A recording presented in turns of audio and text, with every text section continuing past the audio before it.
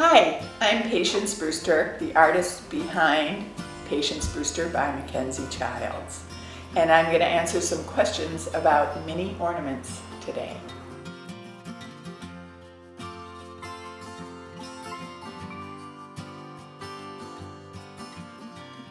Patience, can you describe what your mini ornaments are and how they're made? The way they're made is the most remarkable part for me, because I know what I do, which is to draw an image which is very detailed. And oftentimes I'll draw it in many views so that the sculptors in the Philippines can look at them and carve them from my drawing. And so they take a chunk of wood and they carve these detailed things, and the smaller ones are the more amazing. It's more amazing that they can manage to do that.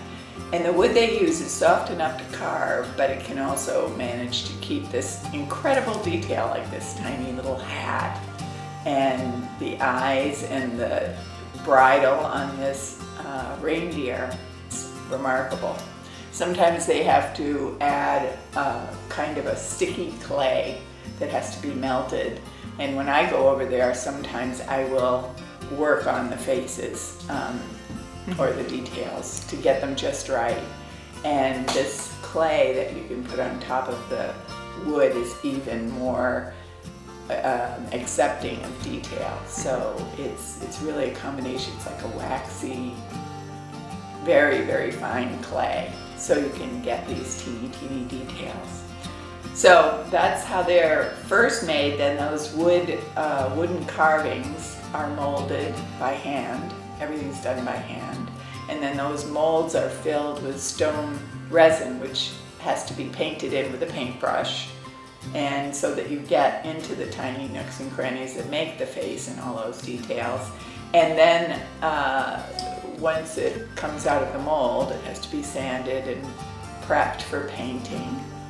And any little flaws are fixed with more stone resin. And then the painting begins, which is another very detailed process. There isn't a machine involved with anything. So it's painted, and imagine if you were trying to paint every stripe here. For me, I just have to paint it on a flat surface. But when I try painting these, and you realize you have to go all the way around and make it match on the other side with every stripe. And every little thing. And then even the glitter that's applied is only applied on certain colors and certain spaces.